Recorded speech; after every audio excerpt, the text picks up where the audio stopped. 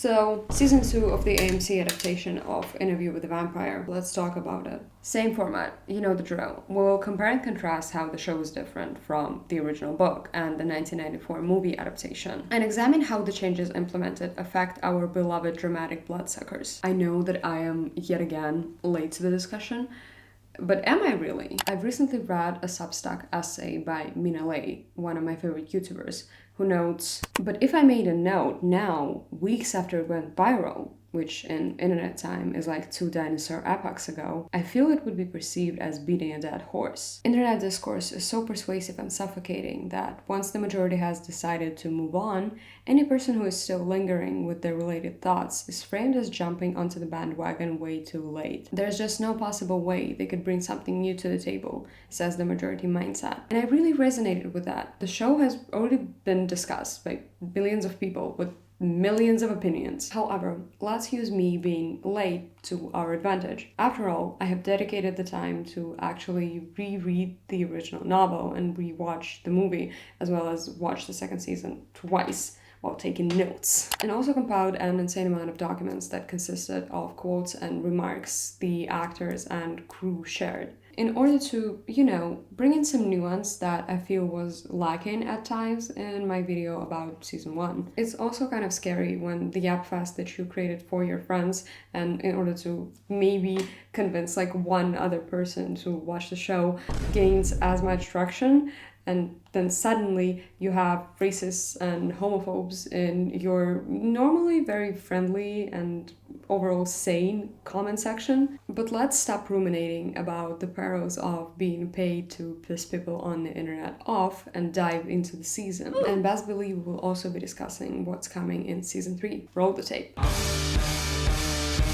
Season 2 opens with the following statement. The role of Claudia will now be played by Delaney Hayles. As you might already know, that was quite sudden news for those who thought Bailey Bass will carry on with the role, when in between seasons in 2023, the announcement appeared. After all, the shoes that Hayles had to fill were no joke. Claudia's character had undergone some major changes, and getting a grasp on the new version of the little vampire girlie is quite a challenging task. As put by Bailey Bass in her statement, due to a variety of unforeseen circumstances, I am unable to return to Anne Rice's Interview with the Vampire for the second season. Playing Claudia has been a dream role and an incredible ride. I wish Delaney the best of luck in taking over. I cannot wait to watch. In my opinion, the recast actually aligns quite nicely with the narrative of Louis slowly reconstructing and revisiting his memories. After all, it has already been over like 70 years since the events, so no wonder his perception of Claudia might be obscured or warped by the overwhelming grief he feels in regards to her death. And the performance Hayles gives actually feels more mature,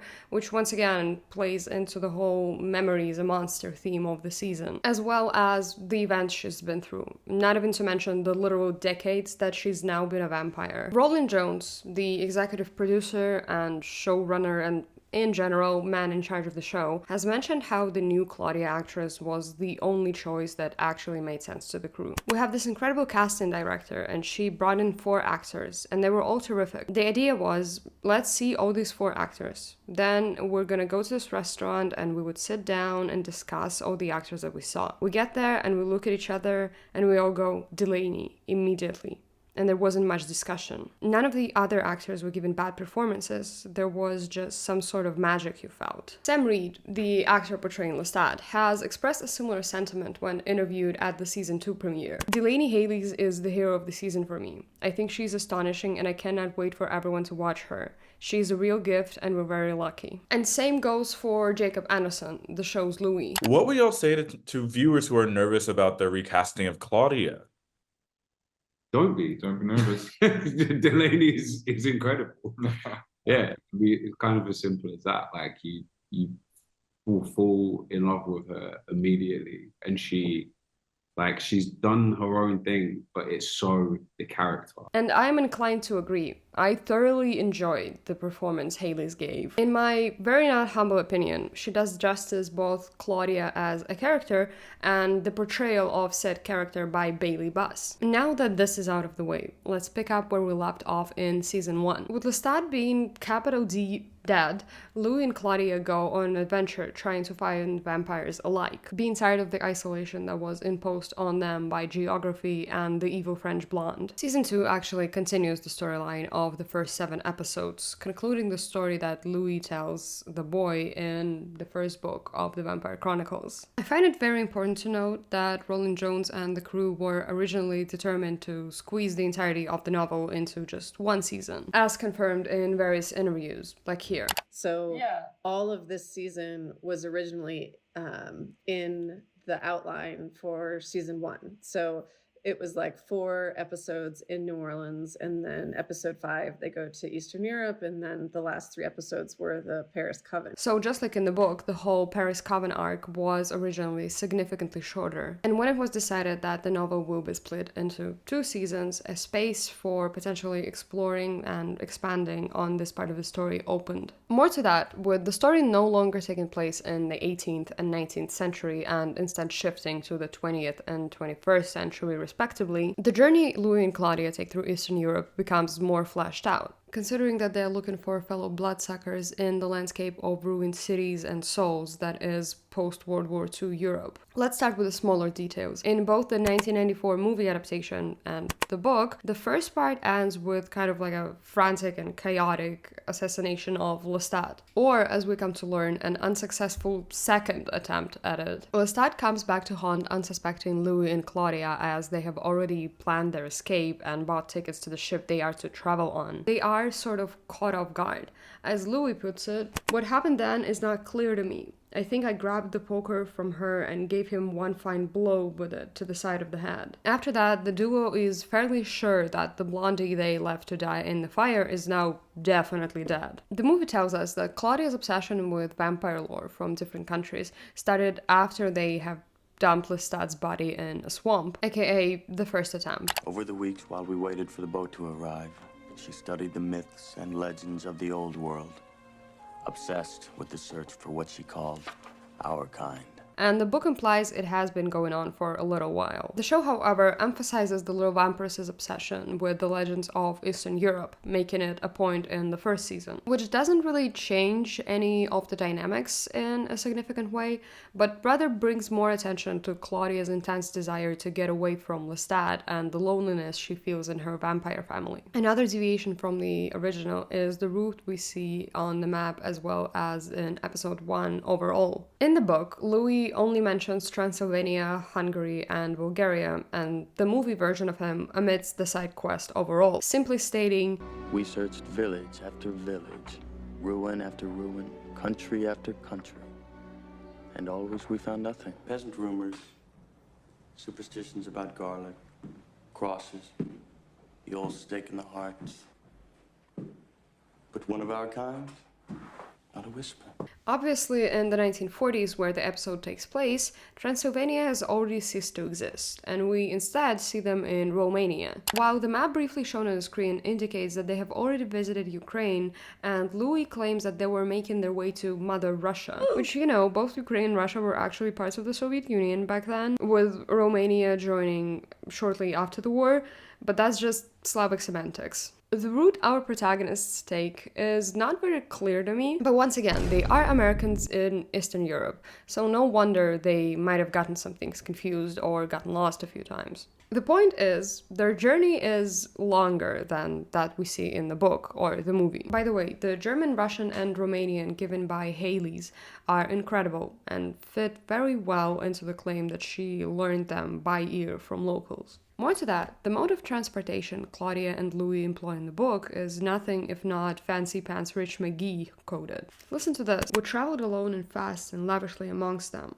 And she was Lestat's daughter as well as my own. From me, she had learned the value of money, but from Lestat, she had inherited the passion for spending it. They avoid contact with others out of fear of being discovered and generally stick to the whole rich foreigners shtick. The 1984 movie, once again, skips entirely over this chapter, but it does not imply that there were any money-related trouble or less than top-notch accommodation at any part of their journey. The show turns this around. Instead of living the lifestyle of the rich and famous, Louis and Claudia embark on a journey of the poor and obscure, staying in barracks, shelters, and the literal ground, crossing the borders on foot and serving pathetic, covered in mud realness. They are also shown to be in closer contact with the locals, even if Claudia only uses them to learn the language and then drain them. With changes implemented to the route, the financial aspect, and the time frame, we can also observe the change in motivation and dynamics between the characters. In the book, Louis is very much not thrilled about Eastern Europe from the get-go.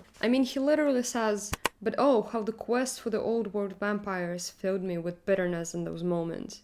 A bitterness I could all but taste, as if the very air had lost its freshness. For what secrets, what truths had those monstrous creatures of the night to give us? What of necessity must be their terrible limits, if indeed we were to find them at all? What can the damned really say to the damned?" The show version of the character is not as opposed to the idea itself, but rather to the circumstances of their journey. He says, "I endured it all for Claudia." But the desperation imposed upon him by the monochromatic landscape slowly builds to a point where he even suggests going back to New Orleans, which doesn't seem to be an option ever considered by the book version of the protagonist. I personally interpret them not being as cautious about interacting with the locals as a sign that Claudia's loneliness, and therefore desire to find other vampires, is actually stronger than fear of being discovered. And we have seen how her experiences with other vampires have been less than pleasant. I've known exactly 4 vampires in my life, and you've all been the worst. But the belief that there are others out there like her and Louis prevails, which does a great job at establishing just how desperate she is to find a place where she truly belongs. The duo's willingness to give up their previously lavish lifestyle and pursue this new life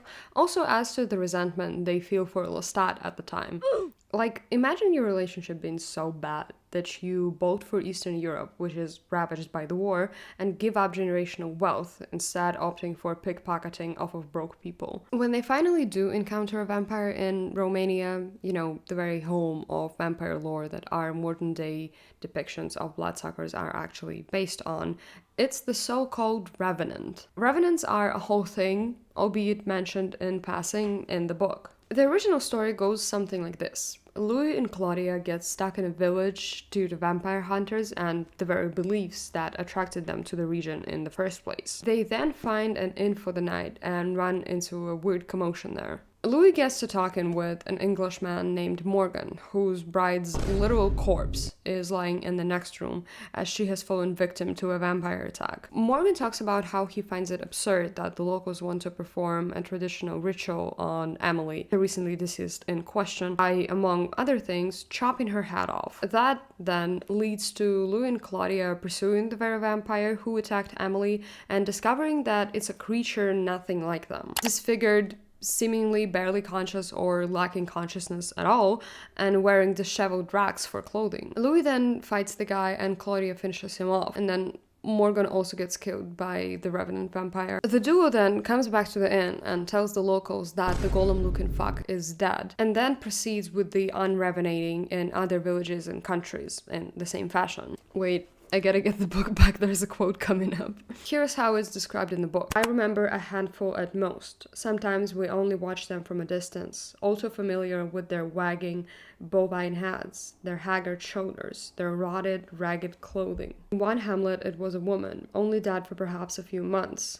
The villagers had glimpsed her and knew her by name. It was she who gave us the only hope we were to experience after the monster in Transylvania, and that hope came to nothing." The movie, once again, omits the whole thing, and Louis just throws in a line about Eastern European vampires being vulgar fictions of a demented Irishman, which, while taken away from the context for the actions of our protagonist, serves as a little dig at Bram Stoker, something yours truly always appreciates. The AMC version reduces the number of revenants, while at the same time amping up the emotional implications of the encounter. And how exactly do they achieve that? Well, first of all, they give us as an audience more time to get acquainted with Morgan and the exact form of her name adjusted to the country, I guess, Emilia, with the latter personally saving Louis and Claudia from unnecessary interrogation by the army and potentially being caught, and then bringing them to a shelter where they can sleep in more humane conditions, even introducing them to her fiancé Morgan, whose career has been changed from a painter to a war correspondent, by the way,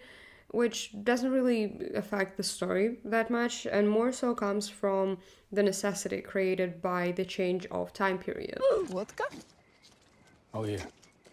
You will make the friends. What does, however, affect the story is the time that we spent with these characters and the emotional connection we established with them, which in turn makes Emilia's death more impactful and plays into the desperation that Louis and Claudia feel. We literally see the only person who was genuinely nice to them die before their very eyes. We only get to see 2 revenants in total, one male whose eyes Claudia rips out. That happened to the first one in the book, the very one who killed Emily and Morgan, but by the hand of Louis. And one female semi-revenant, I guess, his mother, as we come to learn, who seems to be the most conscious of this subbreed of bloodsuckers. She then is more similar to the female vampire Louis mentions in the book. The locals call her Anna, her full name being Daciana, and seem to know who she is, or was. Also, not gonna lie, the first time I watched that, I deadass thought her name was Tatiana, and I was like, yeah, she's a Slavic queen. But the tragedy of this character is not limited to just this aspect. Claudia is the one who discovers her, and Louis is more on board with this whole thing than in the book. The fight between our duo, Daciana, and her son, the very vampire whose eyes Claudia rips out, actually serves to humanize the Revenant, since after the fight, Daciana confronts the other vampires with the fact that she now has to kill her own son because of them, in a way showing that she, just like them, is battling vampire loneliness, which will come to be a big point in both the books and the show. Louis and Claudia actually follow Daciana to her home, which is much less ruins and much more something that could be sold to someone very rich under the disguise of a modern bohemian loft type property, and learn that she has been trying and failing to create another vampire of the same intellect as her, and is essentially ostracized from everyone and leading a life that drives her insane. She then elaborates that the blood is bad here, and despite Claudia's pleas to come with them, throws herself into the fire, choosing death over existence in this form. This then feels more pivotal for both Louis and Claudia, since their first encounter with another vampire only serves to further assure them that this is a miserable and doomed existence. The show's Louis and Claudia also do not distance themselves as much from the Revenants as the book versions of them do. They do not consider them a lesser form of life,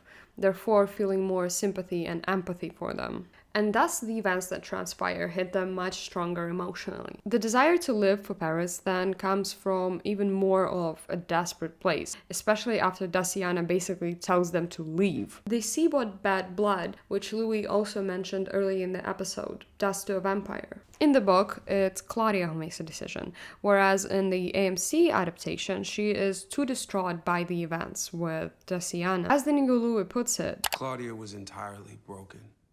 She had left a part of herself in Romania. I knew I had to steer her far away from it. I chose the city that called to us on the radio, to the mother of New Orleans. it also comes from a more emotional place, with Louis and Claudia's relationship being more rocky than in the book, characterized by more actual fights and not just overall sense of feeling blue. And with Louis expressing his disdain for all of it more openly and not keeping it locked deep inside, like in the original novel. Moreover, whereas in the book they both come to miss Lestat, or at least reframe their memories of him on the road, the show's Claudia tells Louis, I forgave you for messing up my plan. I did not forgive you for bringing him with you. In a landfill with 5 years of garbage on top. In here. You carry him in here. Referring to him being hung up on Lestat and all too detached when it came to pursuing this new life without him. And also, unknowingly, to Dreamstat. Oh yeah, there's also Dreamstat. Roll the tape. I've seen a lot of claims that the so-called Dreamstat, a ghost-like entity / projection that haunts Louis in Europe, is a fully original element, which, at least to me, does not seem right. A similar thing is actually described in the very first book. Like here, when Louis and Claudia enter the cabin of the ship they're traveling on. Even as Claudia said to me, "We're safe, Louis, safe." And I whispered the word yes to her. I could see Lestat hanging in that doorway, see those bulbous eyes, that scarred flesh. How had he come back? How had he triumphed over death? How could any creature have survived that shriveled ruin he'd become? Here's another example, albeit less show adjacent. And sometimes I found myself so vividly aware of him, it was as if he had only just left the room and the ring of his voice were still there. And somehow there was a disturbing comfort in that, and despite myself, I'd envision his face, not as it had been the last night in the fire, but on other nights, that last evening he spent with us at home, his hand playing idly with the keys of the spinet, his head tilted to one side. The movie, you guessed it, does not make a point out of this. So while the show does flesh the concept out, I would argue it is not unprecedented. This Dreamstat sticks around longer than Louis' semi-visions, and while deviating from the original and recontextualizing some things, serves a similar purpose. See, as I mentioned before, both Louis and Claudia actually come to miss Lestat while traveling through Eastern Europe. Что? With Louis even saying, "I wanted him alive." In the dark nights of Eastern Europe, Lestat was the only vampire I'd found. And both he and Claudia reminisce about the more positive aspects of their dysfunctional vampire family, which does come from a place of desperation more than anything else. But also them assessing their actions, both metaphorically and physically, from a distance. When it comes to the show's Dreamstat, Rowling Jones does not mention whether they got their inspiration from the books, rather alluding to the opposite. The dirty secret about it is, when we started out, we were like, what are we gonna do with this giant part of the book where Lestat doesn't exist? And you have Sam Reed as your actor, so you better figure out a way. There are actually very romantic ideas with Lestat. He's the general id for Louis there. More to that, in the same interview, he actually attributes the idea to the movie entitled An American Werewolf in London. So we don't have any confirmation that semi-Dreamstat from the book served as basis for the idea. We actually kind of have the opposite. The imaginary blondie, as shared by Jacob Anderson, the actor portraying Louis in the show, also reminds us of the side of the relationship that was not previously emphasized. The thing that I love about Dreamstat is that it's Louis' idealized version. The version of Lestat, of the relationship that you never got to see really in season 1.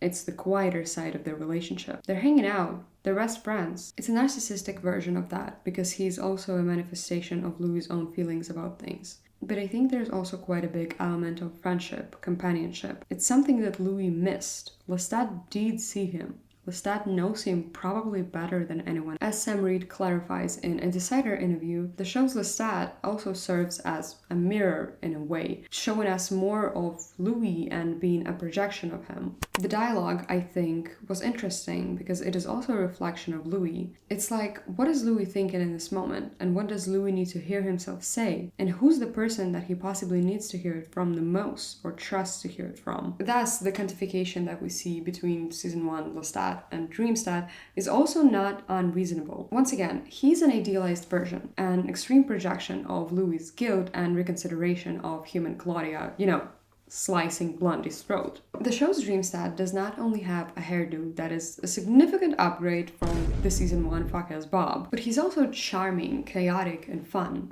Like, when Louis gets critiques on his photography that bruise his ego, we get the now legendary scene. Do you know how many great shots I've taken, only to find that the light was insufficient when I put it in the bath? Tell me, Moshe. A whole goddamn lot. Look at this.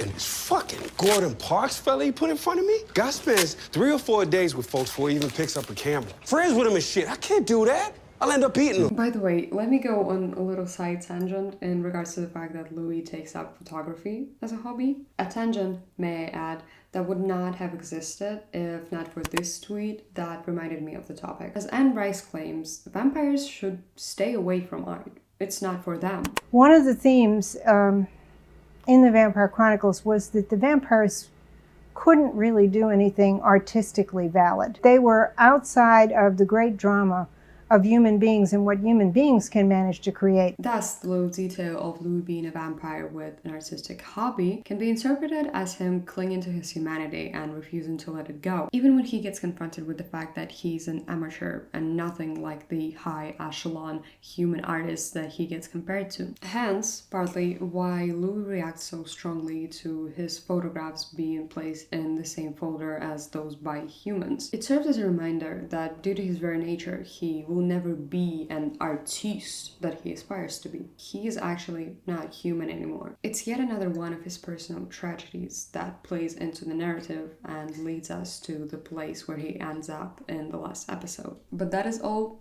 beside the point. Back to Dreamstat. The show's Dreamstat is, I'd say, our first introduction to the other side of Lestat, the one that was lacking in season 1. I worded it quite sloppily in my overview of the first season, so let me be clear.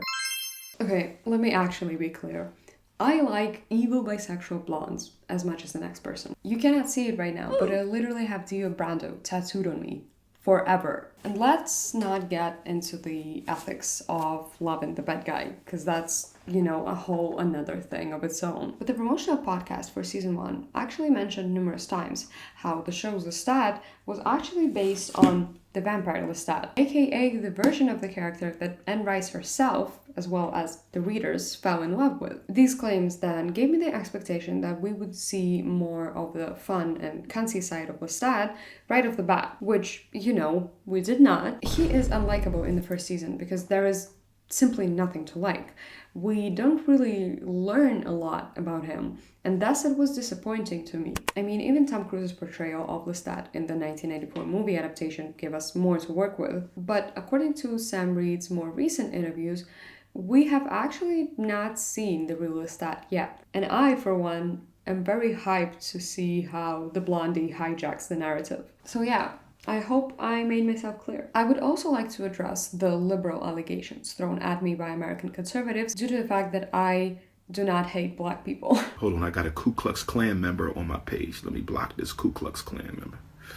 Nobody's scared of y'all no more. Fuck out of here. First, do not try to drag me into this false dichotomy that presents two parties that love bombing brown people and exploiting the poor as two different sides of the political spectrum. Second, do not try to drag me into the nonsense that paranoid white supremacy weirdos have constructed in their mind in order to protect their very fragile minds and egos from the reality that they are not actually radically different from any fellow human. And third, liberal?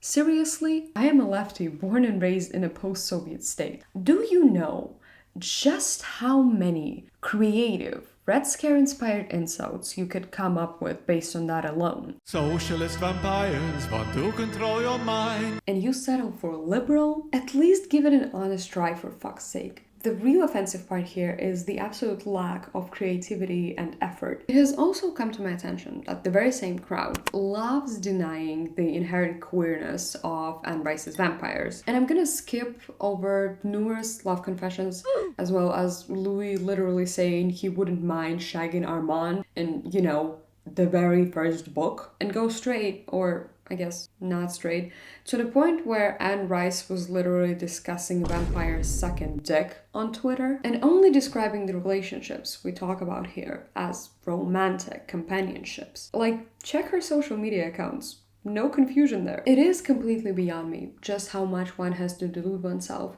in order to, while having all of this information, still cling to the notion that there is some semblance of heterosexuality in the Vampire Chronicles. Or I guess I should say heteronormativity. I guess they do it to protect their very fragile concept of just how much queerness is allowed and just how much queerness they feel comfortable with. With that said, critiques pertaining to the loss of potential asexual representation, because, you know, some asexual people's experiences align very closely with how vampire sexuality is depicted in the earlier books of the Vampire Chronicles, are of course valid, and I wish more time was dedicated to them rather than the homophobes who seem to not only struggle with understanding subtext, but literal text as well. Some people pointed out how my jokes at the expense of the French actually just reveal my ignorance. And you know what? I've actually taken the time to educate myself on the anti-French jokes and how they are extremely problematic.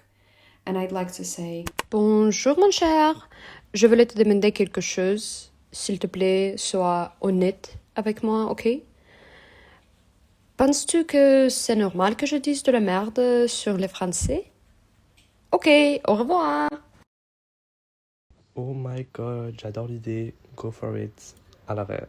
Slay. well, you heard it here first. The French have officially forgiven Shasha. And by the way, French people get to make 2 jokes about my accent per year, so please use this opportunity responsibly. Guess what? I'm in fucking Paris, baby. I'm bringing you extra content from Paris, and I cannot even make this a tax-deductible trip because I don't earn enough on YouTube. So, you know, this comes from the soul. So one final remark / interesting fact, I was at the Cinema and Miniature Museum in Lyon, and they actually have the original hat that was used in the 1994 movie in the scene where Claudia, you know, finishes Blondie off. Just wanted to like flex a little bit, to show off a little bit, because I personally didn't even know that they used a fake silicone head there. But good for them, I guess. Yeah, that's all. I just wanted to share, honestly. Yeah, Paris. Roll the fucking tape. The whole Paris arc got changed the most, and therefore differentiates the most from the source material. Let's get into it. So, both in the book and the show, Louis and Claudia arrive to Paris, and in the show we get a shot of them in front of the Pantheon in order to establish that. But the specifics are very different. In the original... What are you doing? Why are you yelling? But the specifics are very different. In the original novel, as well as the 1994 movie adaptation, Louis and Claudia move into the Hotel Saint-Gabriel on Boulevard de Capucine, which, as Louis points out, was rumored to be one of the largest hotels in Europe, its immense rooms dwarfing the memory of our old townhouse, while at the same time recalling it with a comfortable splendor.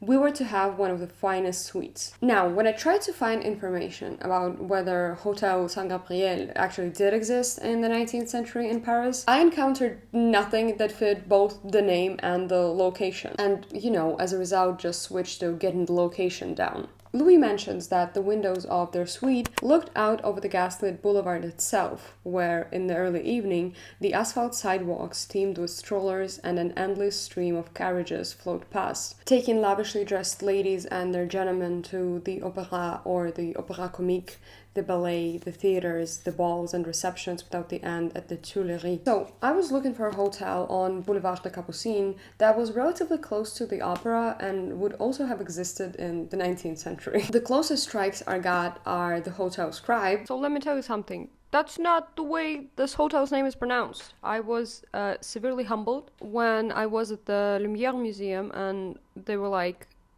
Hotel Scribe. And I was like, Scribe?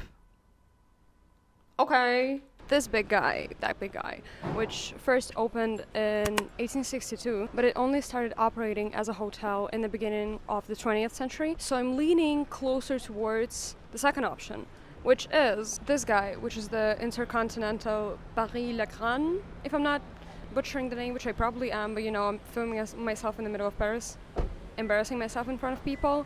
So, let's give me a pass. It was opened in 1862, and, you know, due to the sheer fucking size of it, one side of it is facing the opera. Also here, not fully, but you technically can see the opera if you, like, stick your head out of the window. That would require, you know, some effort on your part, but it's still the closest option. So I guess it might have been the inspiration for the one described in the book, but I wouldn't be so sure because I couldn't find any sources on that. But yeah, that's probably it. That's the guy. I'm like fairly sure that we did not get any shots of the hotel exterior in the movie, but we do get to see the Paris Opera, which implies it's the same location. And when it comes to the show, it actually utilizes Prague as the set for Paris for the majority of the scenes. However, we can at least pinpoint the supposed location of Claudia and Louis' accommodation. Armand mentions that Louis and Claudia's apartment was about 2 kilometers away from Théâtre des Vampires, which, as he clarifies, is located in Pigalle. This is the address on the flyer, by the way. It's an actual theater. It does exist. Kind of. Not really. The one that we saw in the show is in Prague, and it's a museum. But this, the very address that is stated in the leaflet, is an actual theater in Paris. In the same episode, when asked who he really is, Louis says the following. I'm the reticent vampire of the 9th arrondissement.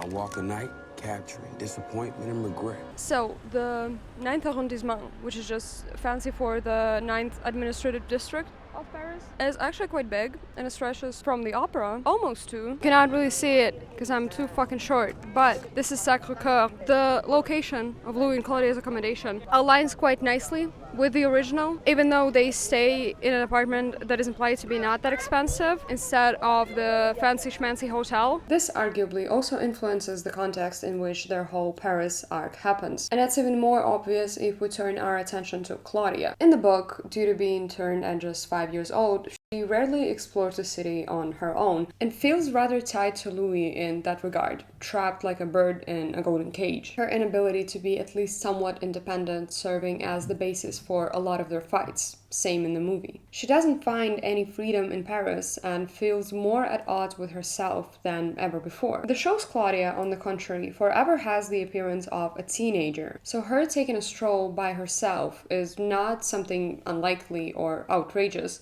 So she does exactly that. Moreover, her mental state, as pointed out by Delaney Haley's, is different. Claudia is lost, but she is not accepting that she is lost. Oh, and she also journals so much in comparison to the books and the movie. That's another thing I forgot to mention in my season 1 video. In the later novels, she does keep a diary, but she doesn't treat it all that seriously, limiting herself to a few entries with not much context. In the show, the journaling not only serves as a narrative tool, but also aids in introducing additional layers to the story right off the bat, making it, at least to me, a more interesting story that showcases multiple unreliable narrators at once. Not just one, like in the first book of the Vampire Chronicles. As Jacob Anderson admits, it hurts my brain sometimes to figure out the layers of the show. I also think that the fact that we get multiple unreliable narrators within season 1 and season 2 is also like a great way to honor the spirit of the Vampire Chronicles,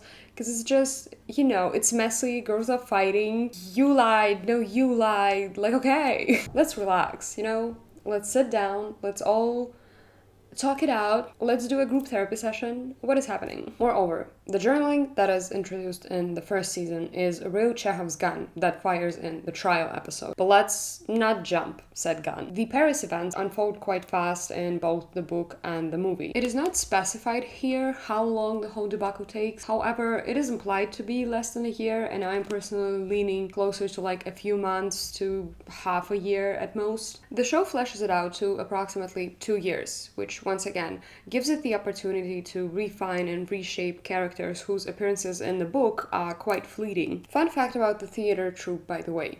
Not only is the majority of its actors actually more stage-oriented than screen-oriented in real life, but the roles were also like decades in the making. As Rolling Jones admits in his Vulture interview, about 15 years ago I saw the theater company in 1927 in a 100-seat black box in Battersea Park. They did a show called The Animals and Children Took to the Streets, and I remembered it forever. When I was in my theater days, I was calling up artistic directors like, you've got to bring these fuckers over here. These guys, they're incredible. So I always knew I wanted them to do the theater, and it worked out, timeline-wise. 2 of our common members, Estelle and Celeste, are the founding members of that company. Let's start with the circumstances under which Louis and Claudia come into contact with the local coven. In the book, Claudia wanders off while Louis is asleep. And then one night, when I woke on the lavish bed in the suite of the hotel, my book crunched uncomfortably under me, I found her gone altogether. She then returns with a doll made by Madeline, her future companion, and has a breakdown of sorts because, she is locked in a 5-year-old body forever, which then leads to her and Louis having a fight and him storming off, all distraught and lost. It is during this attempt to walk it off and find the answers in the sand that he encounters Santiago, whom, might I add, he has an actual physical fight with. Wait! What is the tea? The girls are fighting! No! And then Armand, who gives him tickets to Théâtre des Vampires. The movie cuts out the fight scene between Louis and Claudia, which, in my opinion, does not do the narrative justice, as Louis going for a walk just lacks that emotional charge that makes him act rather foolishly, you know, fighting other vampires in the open and all of that. In the show, Armand actually approaches Louis alone, while our poor protagonist is just trying to get laid, with the overall encounter being much more gentle and pleasant and involving way less fighting and name-calling. More to that, Armand actually hands Louis his business card instead of the tickets, which then ties neatly into his own personal motives and interests that come to be at odds with what the Coven deems acceptable. But the protagonists ultimately end up at the same position. They attend a show at the Théâtre des Vampires, which then provokes a strong reaction in one of them. The very reactions that further characterize the protagonist duo, however, deviate from the ones described in the book and showcased in the 1994 movie adaptation. Book Louis is appalled at the death and love play, which goes against his double-standardish moral compass. Yet the very sight of the kill actually awakens vampire instincts in him. I could hardly bear it, the sight of her yearning towards him, seeing her dying now under this vampire's power. I wanted to cry out to her to break her swoon, and I wanted her. This teasing and longing then leads to a scene that probably got the most double takes out of me upon the first and second read of the novel. The one where Louis, when invited to the troop's lair, gives into his instincts and drains the little boy that Armand keeps as sort of a feeding / probably recreating him and Marius's dynamic thing. ? I don't know, man, it's just very uncomfortable. But the main point is Louis gives into his vampiric urges and does something that he finds all too revealing, inappropriate, and immoral in front of the other vampires. I didn't in truth know what was wrong with me, only that I'd been drawn forcefully either by myself or someone else from two fierce consuming states. An absorption with those grim paintings and the kill to which I'd abandoned myself obscenely in the eyes of others. Book Claudia, on the other hand, is not impressed with either the performances or the vampires themselves. She says, "I don't like them. I've searched for them the world over, and I despise them." The movie, by the way, makes the whole thing much less uncomfortable by way of Louis being mindful of why he was invited to the function and actually taking just a small sip, not actually losing control over himself. In the show, their reactions are actually kind of flipped. Louis doesn't really care for the Théâtre des Vampires, while Claudia is instantly enamored. As described by Delaney Haley's, she has this idea of what Paris is. She finds the Théâtre des Vampires and she thinks it's what she's been looking for. She does everything in her power to join the troupe and, as Armand later notes, takes the abuse in stride, essentially constantly being humiliated by other vampires. Her desperation then leads her to kind of mold herself to the expectations and tastes of members of the Coven in an attempt to try and find a place where she truly belongs, instead of completely rejecting everything they stand for and believe in right from the beginning, as the book Claudia did. It's different here, I love it. I never want to hunt alone again, I never want to leave. As Delaney Haley's mentions in an interview with Autumn Brown, who I feel very normal about. No, I do not. Whenever I see that woman, I start giggling, twirling my hair, kicking my feet. You know the drill. But that's beside the point. I think in the beginning, she admires what Santiago is the head of. She admires the Coven, what it represents, what they get up to, and the freedom behind it. And that's something that she is very much enamored by and is looking forward to joining. Then she, of course, comes to realize that it had been a mistake. The original novel, as well as the 1994 movie, describes a theater that actually has human employees, or as Louis theorizes, slaves. Whereas in the show, it's just our dude Sam doing every single job under the sun while also writing the plays. In the original, the proximity to humans, even in the workplace, serves to show just how arrogant the Coven is and how sure the vampires are that their whole hiding in plain sight shtick is effective. More to that, it also arguably shows off Armand's powers and the mind gift, as he's the official employer who, as it is implied, also controls the guards and the ticket takers' minds in order to convince them that they actually work for like a normal theater troupe. Oh, and it is also not referred to as a coven in the book, but that might be attributed to Louis being unaware of the existence of covens, which first get mentioned in the vampire Lestat. The show's coven is first and foremost referred to as such, and the vampires in it seem to be more secluded when it comes to their offstage shenanigans. You know, they do not employ a single guard to protect them while they sleep, like it was in the original. But this then can be excused considering the fact that the show introduces the idea that the vampires can actually willfully stay up during the day. Whereas in the books, they are kind of dragged into sleep at the first sight of dawn, and they cannot choose their bedtime freely. The book also depicts some cult-like behaviors of the troupe, specifically, for example, when it comes to their appearance. And I realized what must have been obvious, that all of them had dyed their hair black, but for Armand. And it was that, along with the black clothes, that added to the disturbing impression that we were statues from the same chisel and paintbrush. I cannot emphasize too much how disturbed I was by that impression. While show Armand still rules with an iron fist, it is shown in a way that can even be interpreted as fun. For example, the collective hunts they go on. Another difference lies within the development of the relationship between Louis and Armand. In the book, Armand's whole allure initially comes from him being like, damn, let me talk vampire ethics and morale in order to raise this dude up. This is my the vampire Armand impression.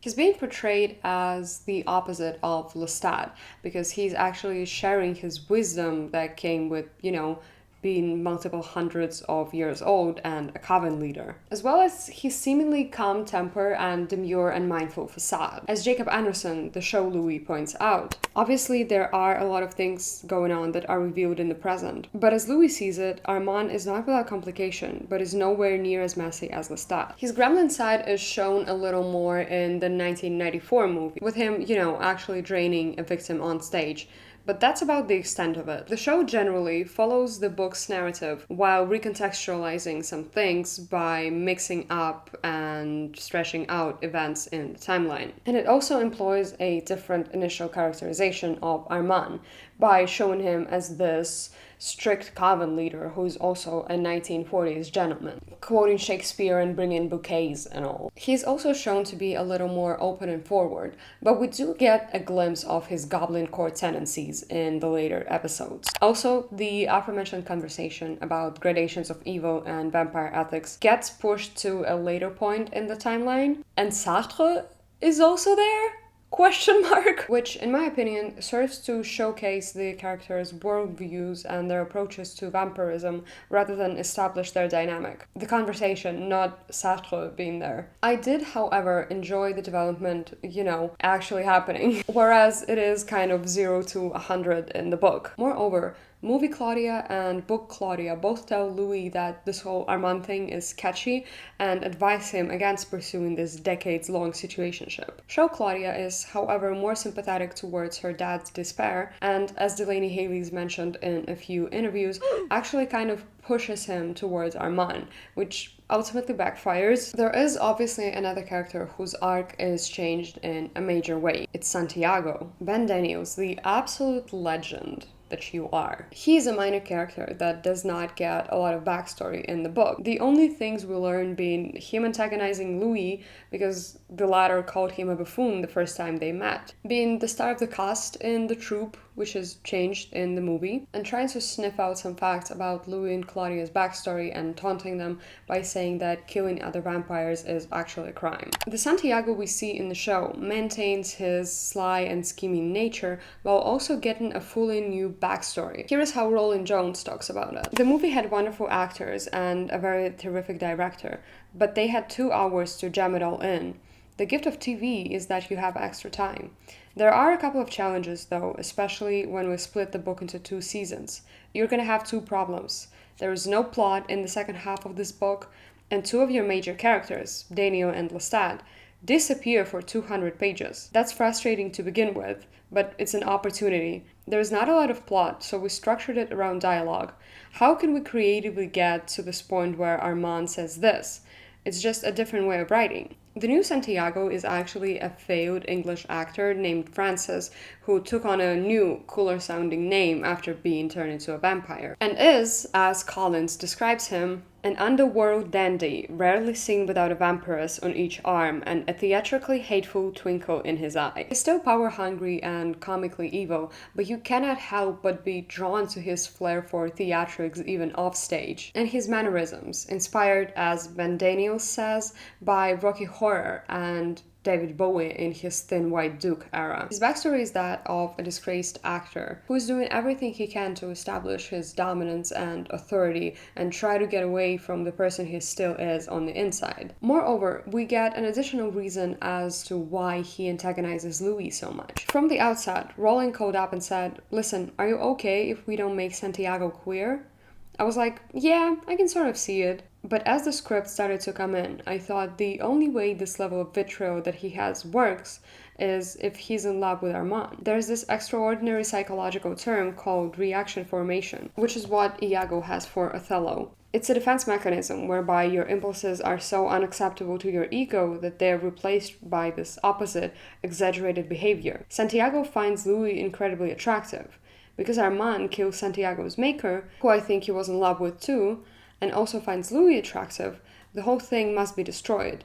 It gave such a drive to his hatred. It was just something ruminating in myself that drove him forward in a very aggressive, mad, extreme way. And we collectively say thank you, Ben Daniels, for giving us more evil queer representation. Santiago, then, also takes it out on Claudia, who initially admires him, whereas the two do not nearly have as many interactions in the book and the movie. Another change, albeit minor, that also gets implemented into this adaptation is the theater repertoire. The book mentions just one performance of the whole Death in Love play, which then gets loosely adapted in the movie, whereas the repertoire we see in the show is quite a broad one, consisting of numerous plays but ultimately culminating in the same no pain devouring of a random victim on stage. A play that is of particular interest to us is one that was created for the show specifically, My Baby Loves Windows, which was created by the resident playwright Sam for Claudia, as Claudia is subjected to further humiliation on stage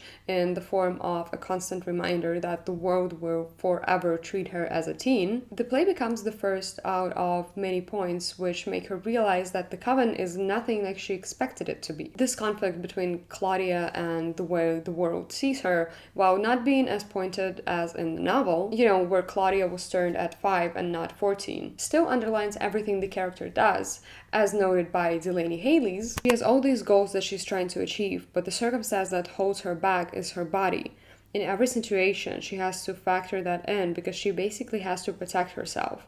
Sadly, it bothers her a lot. I'd argue that this storyline further adds to Claudia's feelings of being isolated, ostracized, and overall lonely, aiding in reaching that utter desperation she feels in the original novel. For the final remark regarding the first part of the Paris arc, I'd like to bring up the sewers scene. The one where Armand originally sets out to kill Louis for not joining the coven, but ultimately does not, which ends up being like a little nugget predicting how their dynamic unfolds. Here's what Assad Zaman had to say about it. He was ruined and then he was built up again with another sense of purpose with the Children of Darkness. And that got crumbled and then he built this new sense of purpose. And so those things, those structures, I think, are so important to him, he feels. And I think in this point in time, when Santiago sort of gives the ultimatum about getting rid of him, he knows that that's what he has to do. So he goes in with that express intention of doing it. And it's Louis's power, it's Louis's hold over him that stops him in the last minute. In my opinion, it is a nice setup for Armand as a character and his contradicting nature and inner turmoil, which leads us to the next section. Roll the tape.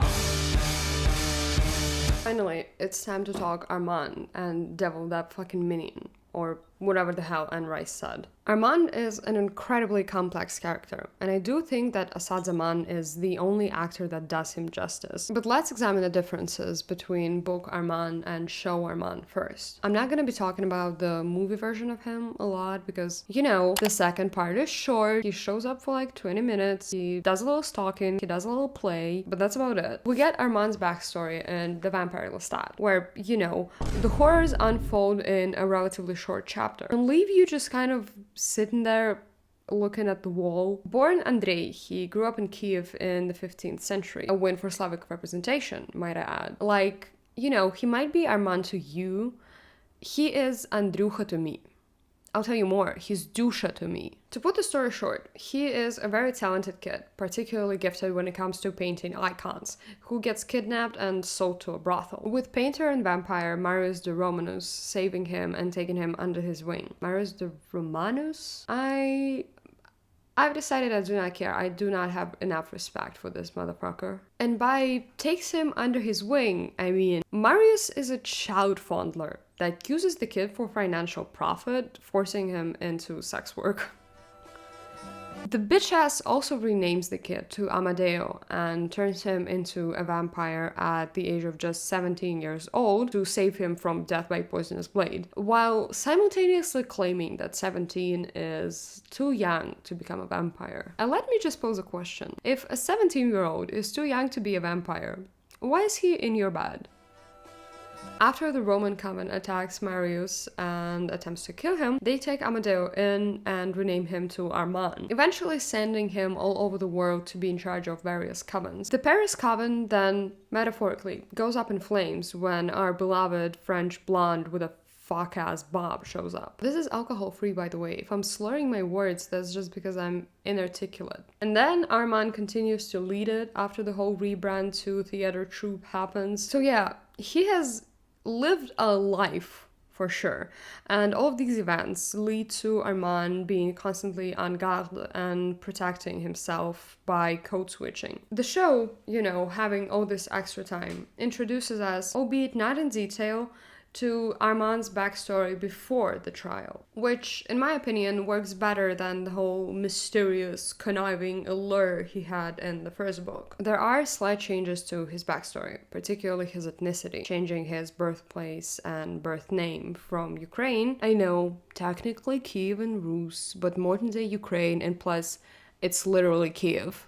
You know, Kiev, the capital of Ukraine, and Andrei to Delhi and Arun. But the main fabric remains more or less untouched. I think it's important to note that in the show it is Armand who recounts his life story, which then turns the museum scene into a moment of vulnerability and a possible setup for empathy and love for the character. Also, side note, I've recently seen a Tumblr post that said something along the lines of, I need the crew to read Orientalism before bringing the story of Armand and Marius to the screen. And I, you know, cannot agree more. The show dabbles in, or at least attempts to dabble in, commentary regarding various manifestations of white supremacy and treatment the other faces, as evident in the trial episode, which is essentially a lynching. So leaving out the aspect of Armand's ethnicity would, in my mind, be taken away from the potential of the story as well as the gravity that the changes implemented bring in. But back to Armand. He doesn't just get aged up at the point of his turning from 17 to 27, but his very characterization also comes from a different place. As Asad Zaman mentions in various interviews, he actually read The Vampire Armand first in order to get acquainted with the character. And Roland Jones actually said that the show's version of Armand was partly shaped by a short story entitled Interlude with the Undead that Anne Rice wrote for Playboy magazine,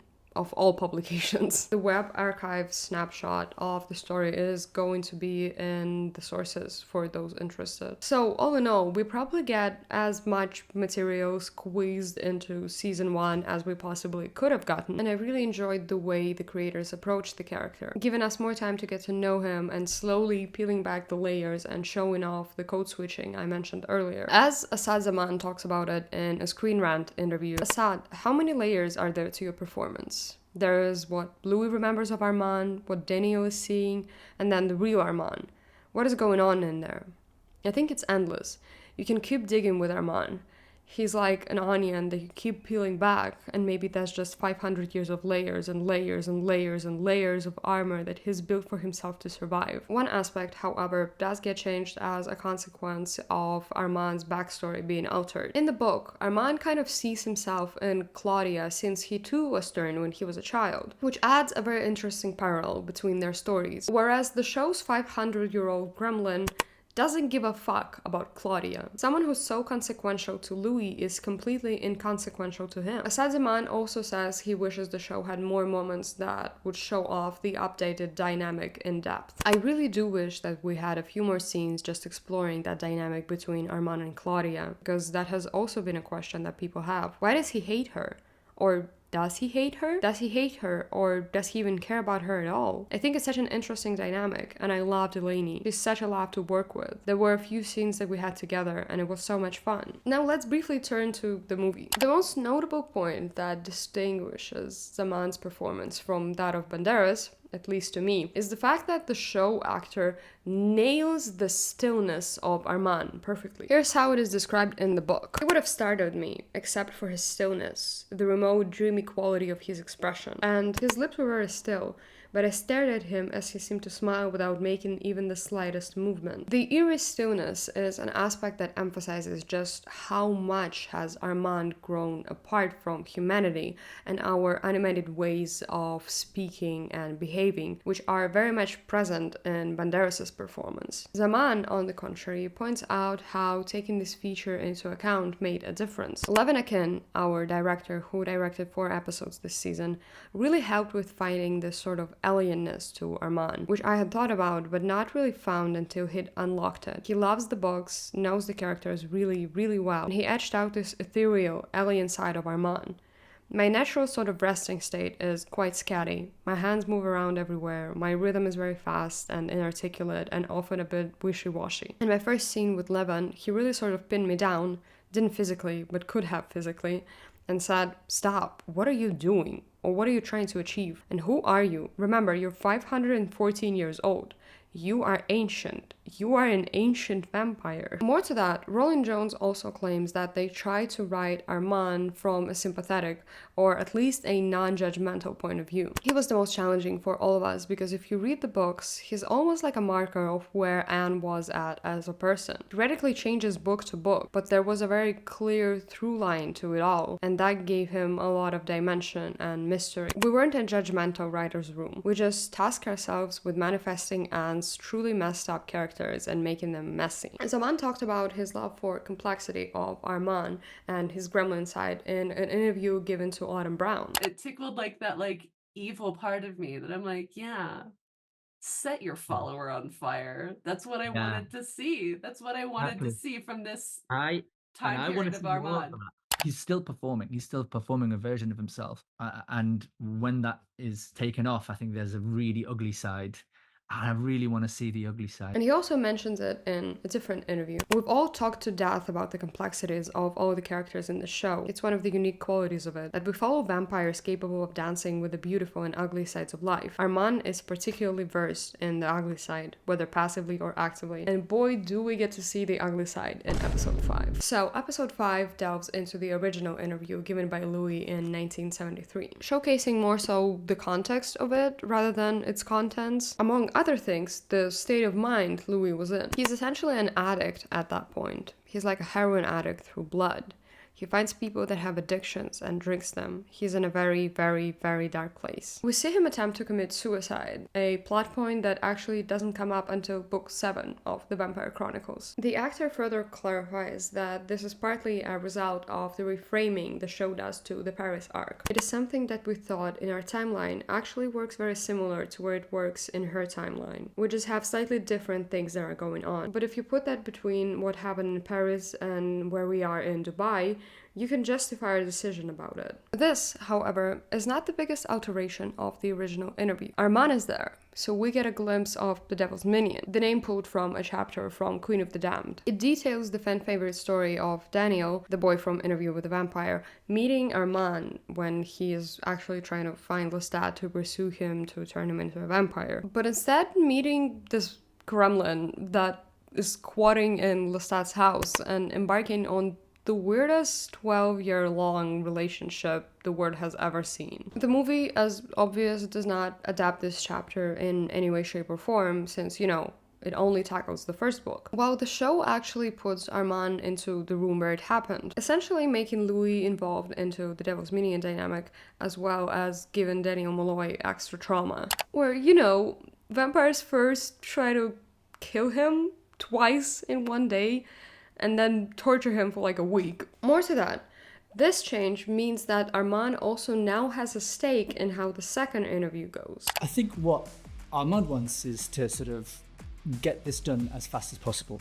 Now he's out in the open, and the digging and the sort of constant meandering that Daniel's going in to find things that Armand doesn't really want him to find is, I think that's the reason why they're there together now, is because we can streamline it and get it over and done with and get all the information out that Louis needs to get out. Show Daniel, unlike his book version, gets his memories altered and does not publish the initial interview. More to that, he supposedly also does not become obsessed with the idea of being turned into a vampire. And most importantly, the events kick off a friendship between him and Louis, a connection that is then forgotten for literal decades, but is still very apparent in their interactions in modern-day Dubai. Through the Dubai duo uncovering their memories, we actually come to learn that Armand, just like in the books, is a liar, The way it plays out, however, is quite different from the first book. There, Armand does his thing where he initially tells half-truths and then confesses to what he actually did, like, decades later, whereas the show Armand keeps his cards close to his chest at all times, until the very moment where he gets confronted with the fact that his lies have been uncovered and there's evidence to back it up. Another example of the show implementing extra material and stories from later books is the story of the Children of Darkness that Armand recounts to Daniel in episode 3. As Zaman talks about it, I don't think anyone anticipated seeing that glimpse so early on in season 2. That's something that's gonna flower into the universe in the future, hopefully. After I got the part, I read The Vampire Armand first before Interview, because I wanted to understand who Armand was before we meet him in Interview with the Vampire. Reading his life and his backstory in the coven with the Children of the Darkness was so fascinating. I was like, if the show does well and we manage to get into season 3 and 4, then season 5 would be great to explore this part. And then we get the script, and suddenly in episode 3 of season 2, we're going into the Children of Darkness. I was like, what? This is insane. This is great. What's also amazing is that we're seeing it through a memory and through recollection, so that gives us the chance to revisit and recontextualize it. Seeing it through a memory is the part that we should focus our attention on. If we compare the interactions between Armand and Lestat in the 19th century as they're described in The Vampire Lestat and put by Armand in the show, the versions are, you know, capital D different, specifically in the way they depict both interactions and Lestat himself, playing into the narrative that is favorable to Armand. Guess who's jealous of Adele? Beyonce. As Sam Reed talks about it, Armand remembers Lestat in a very different way from the way Louis remembers Lestat. That's a fun thing to play. We got to lean into that quite significantly. Finally, the 70th episode also shows us the altered dynamic of the relationship between Louis and Armand. In the book, it was more detached, at least from Louis' perspective, and the only serious fight we got was the moment where Armand confronts Louis by saying, "But you're dead inside to me. You're cold and beyond my reach. It is as if I'm not here beside you. And not being here with you, I have the dreadful feeling that I don't exist at all. Louis then retaliates by saying Armand is just projecting onto him. But you were a destroyer, just as I was a destroyer. More ruthless and cunning even than I. You showed me the only thing that I could really hope to become. What depth of evil, what degree of coldness I would have to attain to end my pain. And I accepted that. And so that passion, that love you saw in me, was extinguished, and you see now simply a mirror of yourself. This incredibly classy fight puts an end to the whole thing, with Armand leaving briefly after. You know, none of the now iconic, my brother, he tossed himself off a roof, my sister, she buried me alive, my daughter was my sister with my throat pillow when he wouldn't look at me kindly, Lestat, Lestat, Lestat. The movie just omits the whole post-Paris relationship, with Louis simply saying, You are dead, and you want me to quicken you once more. And as much as your invitation might appeal to me, I must regretfully decline. And embarking on his world tour alone. What is notable is also the way movie Louis describes his travels, mentioning that he only thinks about Claudia, you know, playing into the whole dead inside narrative. The fight we get to see in the show is much more explosive and emotionally charged. As Roland Jones puts it, we wanted to let his betrayal of Louis be huge, because hopefully we're writing 6 and 7 seasons of this, and it gives us more time to let Armand have more dimensions. I would argue, however, that the underlying dynamics and main motivations remain very similar, if not the same. The way Asad Zaman describes his character's vision of Louis is quite close to the book. I think Armand sees Louis as a vessel for how he can change Armand, how he can sort of enrich Armand's life, rather than, I guess, seeing Louis as his own person and what he's like bringing to the world and giving to the world. Jacob Anderson, the show's Louis, also mentioned that there's an element to Louis that just always knew when interviewed by Autumn Brown. And that is most certainly a deviation from what is described in the novel, where Louis, even if he did suspect something, does not share it in any way with the boy, but is also not as distraught or shocked when he finds out about the lies as you would expect him to be. Because, you know, he's dead inside and all of that. So let's return to Paris to discuss the very lies I've been vaguely mentioning throughout this section. Roll the tape. The character that I have not mentioned yet is obviously Madeleine Epervier, Claudia's short-lived companion. As user Kayana says in their comment they left under my post asking for opinions about the second season, I really loved the way they introduced Madeleine to us. As an audience who's only seen a speck of her in the movie and the book, in the TV series they made her a full-fledged character, with a backstory, charm, and a really emotional death that absolutely broke my heart. I really wish I could have seen more of her, but from what we got of her, she was magnificent. And I honestly could not agree more. The book Madeleine is a dollmaker who has lost a child, her grief manifesting in all her doll's faces resembling that of her dead daughter. Claudia actually meets her that one time I've mentioned before, when she sneaks away from Louis while he's asleep, finally roaming the streets alone. Madeleine then makes a doll specifically for Claudia, its appearance being an exception. A woman made it, she said. She makes baby dolls, all the same, baby dolls, a shop of baby dolls, until I said to her, I want a lady doll. Claudia, being utterly desperate, seeks companionship and comfort in Madeleine, who regards her as a forever child. Is that what you believe her to be? A doll? I ask her, my hand closing on the doll's head, only to feel her snatch it away from me, see her teeth clenched as she glared at me. A child who can die, that's what she is, she said, as if she were pronouncing a curse. The movie adapts it almost to a T, so, you know, no notes on that. Show Madeleine is a dressmaker, whom Claudia meets in a similar fashion. She looks at the dress, and then she's looking through the window, and she's looking through the window a bit longer than she's looking at the dress.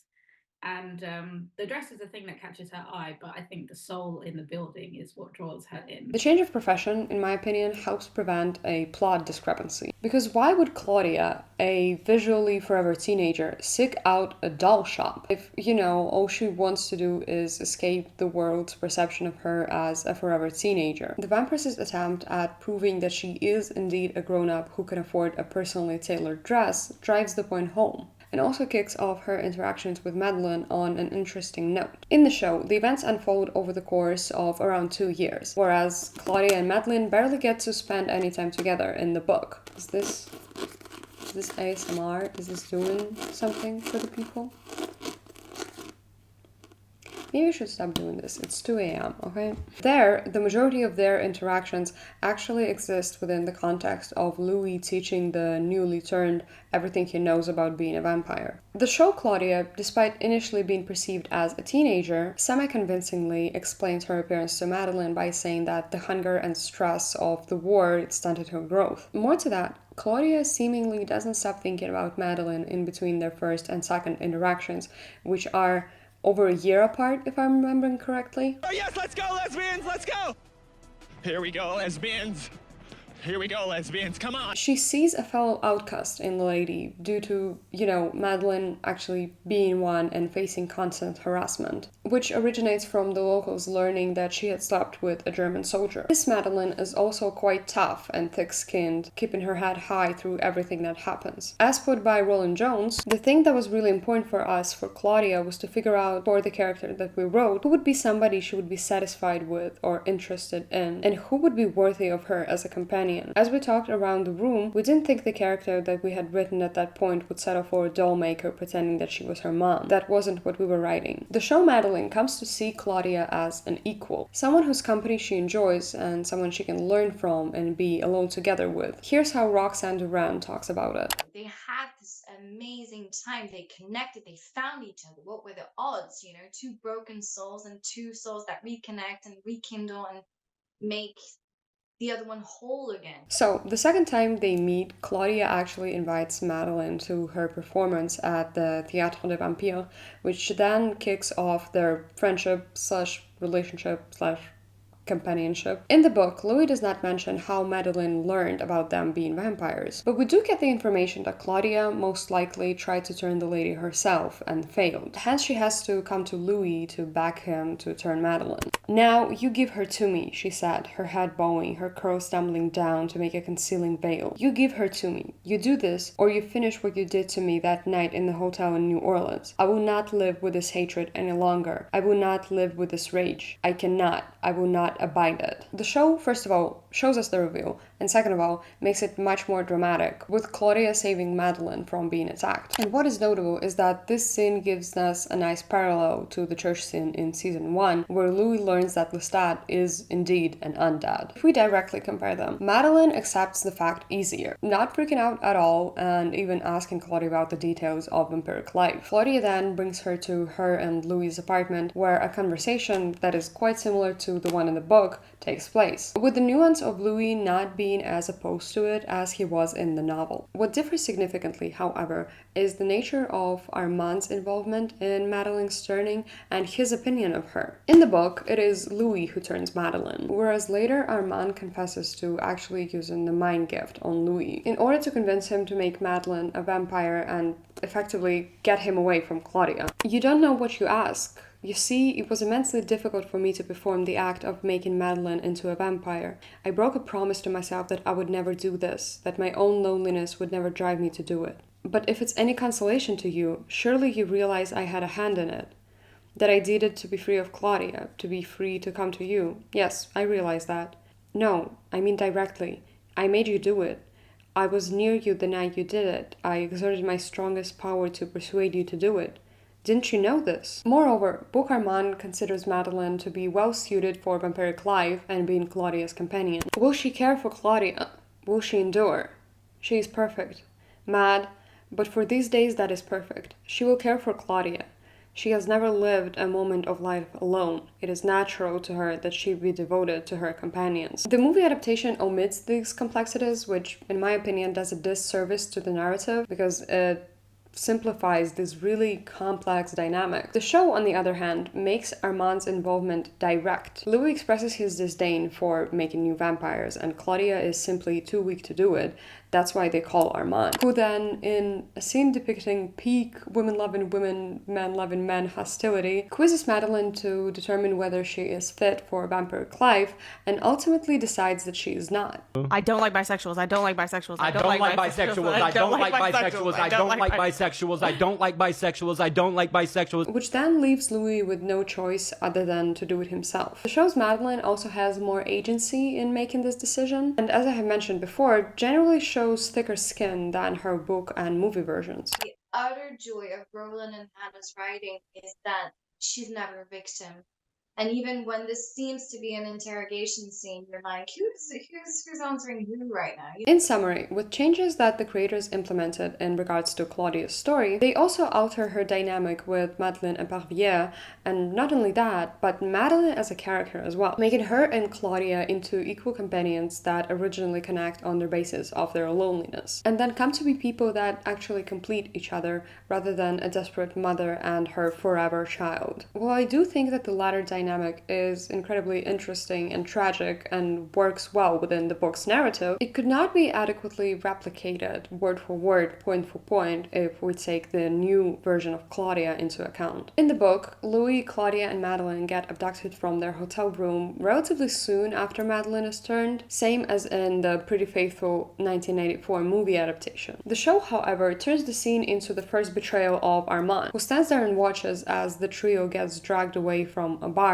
having previously lied about not belonging to the Paris Coven anymore. The trial, which is quite short in the book and not really tackled in the movie, gets its own episode in the show. And I think the creators owe me at least like a pack of cigarettes that I have used to calm my nerves while watching it. It doesn't just come out of left field though. If we read the description of the trial given in The Vampire Lestat, we come to learn that he actually follows a script too. And Armand saying, "You will say what I have told you to say." It was a mob tribunal of monsters, white-faced demons shouting accusations, Louis pleading desperately, Claudia staring at me mute, and my saying, yes, she was the one who did it, yes, and then cursing Armand as he shoved me back into the shadows, his innocent face radiant as ever. "But you have done well, Lestat.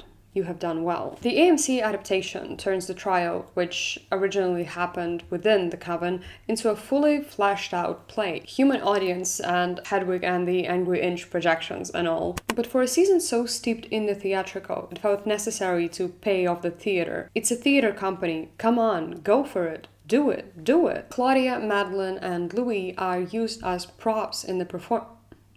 What is this? Claudia, Madeleine, and Louis are used as props in the play, with Lestat, just like in the book, coming back and stepping into the spotlight. His Majesty the French Ambassador of the fuck-ass Bob recounts the events, and we get to revisit the scenes that were pivotal in season 1, seeing them play out as described by the playwright with dramatic flair in mind, although Lestat does go off script a couple of times. When it came to choosing which scenes to revisit, Jones said it all came down to what was in service of Louis' narrative. "There's probably 2 or 3 more, if we had another 20 minutes, things we could have revisited," he said. What are the most important things for Louis' story?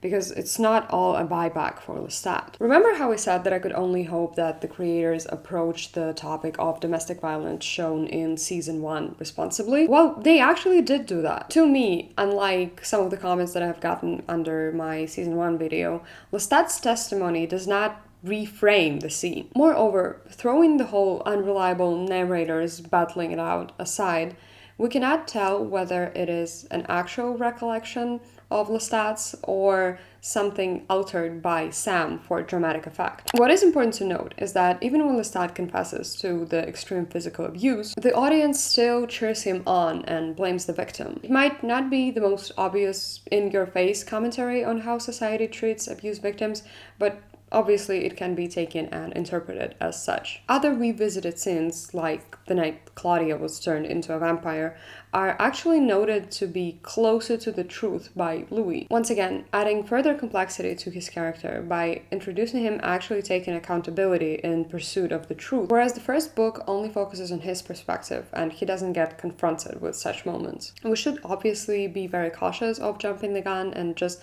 accepting this or that version of the truth. After all, Anne Rice's world is just, endless who's gonna be the most unreliable of the unreliable narrators competition. There's this really lovely moment where Louis is begging him at his feet to turn Claudia. Look, sitting on the sidelines watching Lestat advocate for Claudia in the way that he does for the first time, people who had been working on the show were just sitting there and not prepared. They had read it and they hadn't been prepared to see Lestat say it. While present-day Louis tells Daniel to go with Lestat's version in his book, Jones noted these redos are a culmination, but not the end of the story. This moment also shows us Claudia's heartbreak at the realization that Louis played a big part in her turning and therefore having to live like this. The new version of the trial does not only add to humiliation that the trio is subjected to, but also makes it a more emotionally charged moment. Like, for example, Louis actually sees the pretend jury sentence Claudia to death, whereas in the book he only finds out when he sees Lestat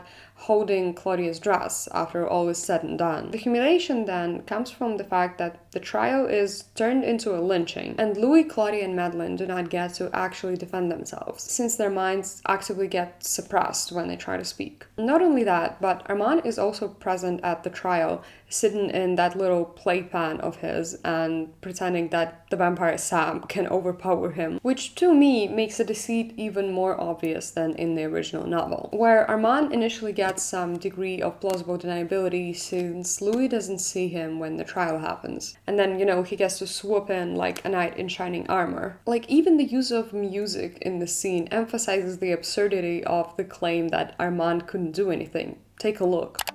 I followed Lestat's gaze and saw Armand in one of the boxes. It stopped my heart until I saw the vampire Sam standing next to him, blocking his exit.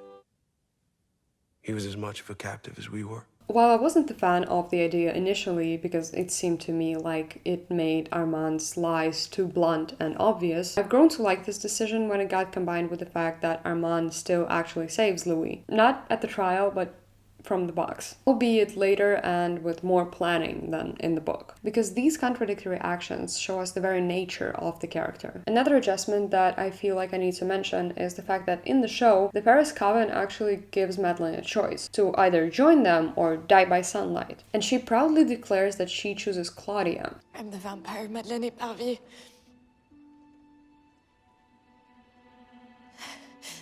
And my immortal companion is Claudia.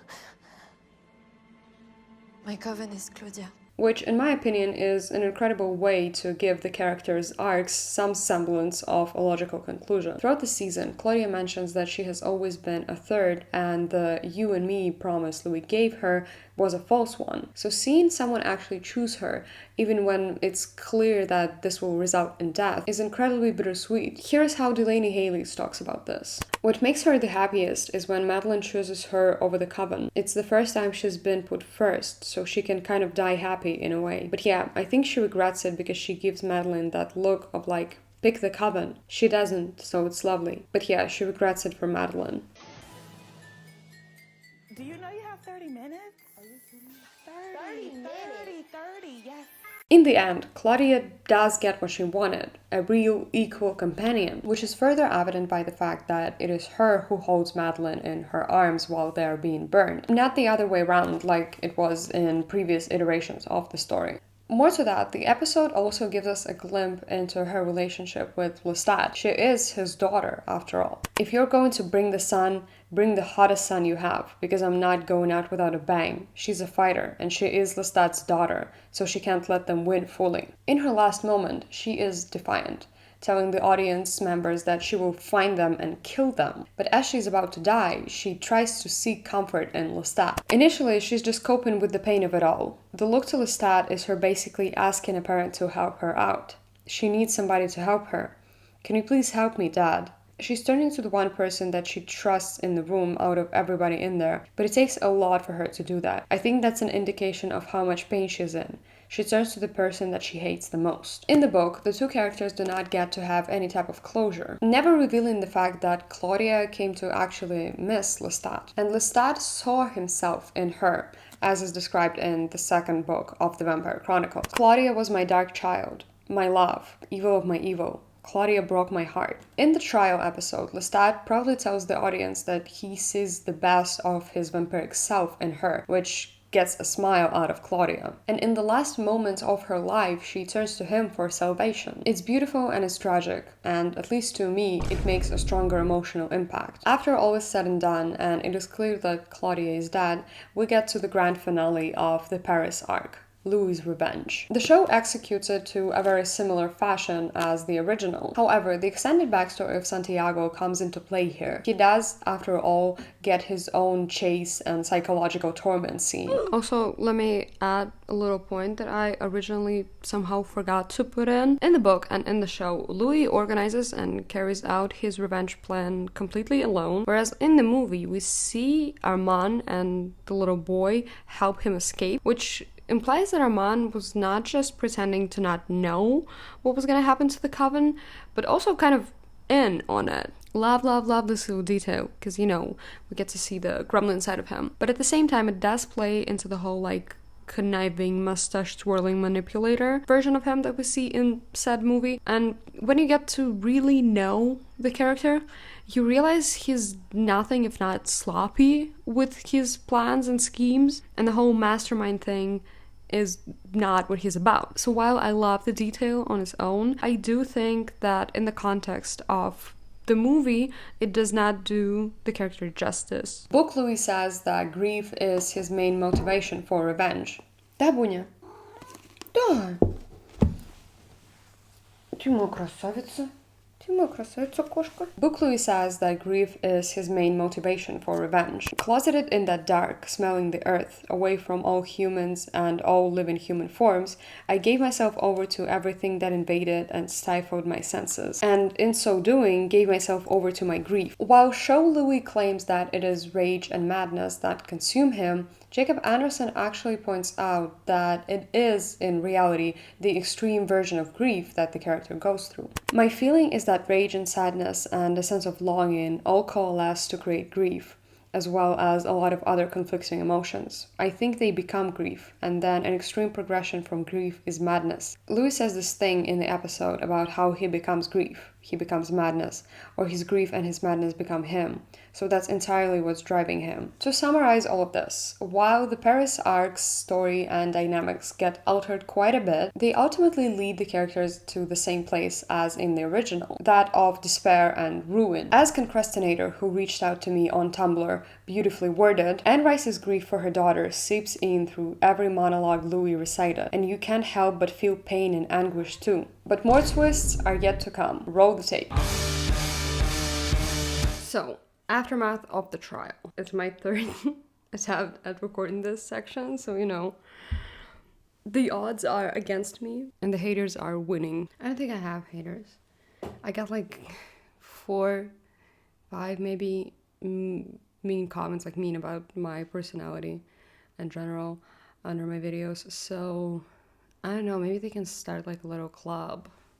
That'll be fun. In the book, Louis and Armand leave Paris together and travel for a while. Greece, Egypt, and the Asian part of current-day Turkey are specifically the locations mentioned. In the movie, Louis travels alone while wallowing in his grief. And in the show, they first go to Egypt and then sail port to port, eventually settling in New York, but then moving to Dubai. There is, however, a big difference. Book Louis believes Lestat to be dead right up until Armand confesses that it isn't so when trying to persuade him to move to New Orleans. Then, finally, Armand urged me in another way. He told me something he'd concealed from me since the time we were in Paris. Lestat had not died in the Théâtre des Vampires. I believed him to be dead, and when I asked Armand about those vampires, he told me they all had perished. But he told me now that this wasn't so. Armand, by the way, as is later revealed in The Vampire Lestat, also told Lestat that Louis was dead, because he is what? A liar, actress. The show's narrative implies nothing of the sorts, and Louis' unwillingness to contact Lestat actually comes from him being hurt and believing that the blonde Frenchie crossed an ocean with the sole purpose of getting his revenge by killing both Louis and Claudia. In the book, it is made clearer from the get-go that Lestat had other motives, specifically when he tells Louis time after time that they have to talk in the short interaction they have during the trial. Remember what I said about Book Armand eventually revealing his lies himself and Show Armand trying to keep them hidden for as long as possible? Well, that becomes apparent when we examine the reveal of the actual part he played in Claudia's death. In the book, Armand tells Louis himself that he had been concealing the truth after Louis' meeting with Lestat.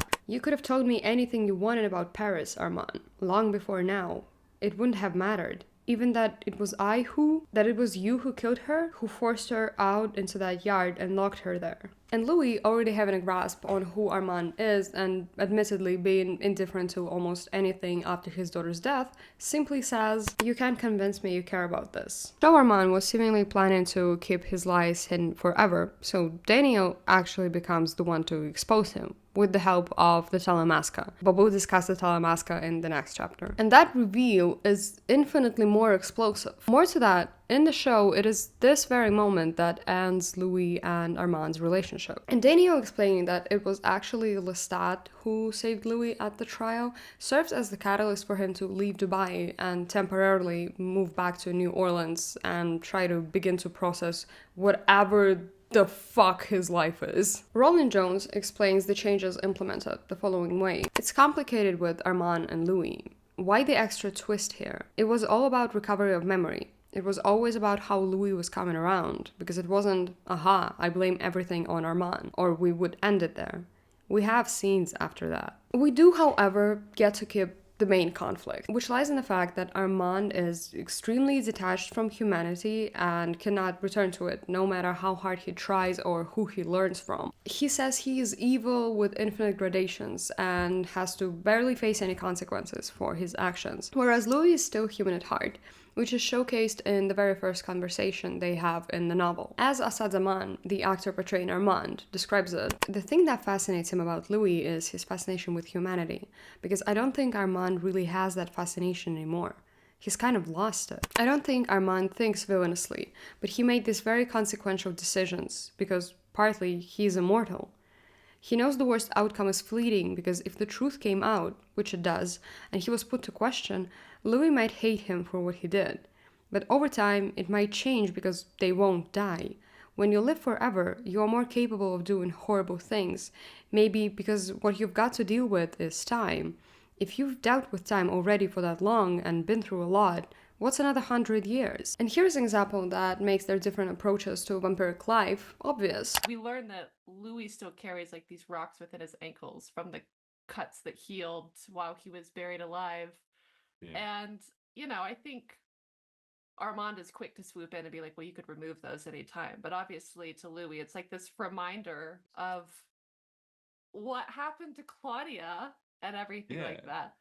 And of course, Louis seeing Lestat for the first time in literal decades is approached very differently in all three iterations of the story. For one, it is more in-depth. In the show, they have a longer conversation, and Lestat also doesn't look like he's about to die. In the later books, we of course come to learn that Lestat considers the meeting described in Interview with the Vampire to be a complete delusion, but that's mostly beside the point. What is important, however, is the key difference between the show and the other versions, namely the fact that it is the first time we actually see Lestat outside of other characters' memories of him. You know, the real Lestat, whereas he is still shown through Louis' lens in both the book and the 1994 movie adaptation. Here's what Roland Jones says about it. I think what this season does is set the desire for the audience to hear Lestat's version of things. When you look back on the season, Louis is slowly remembering there's another side of Lestat he hasn't been selling the audience aggressively on.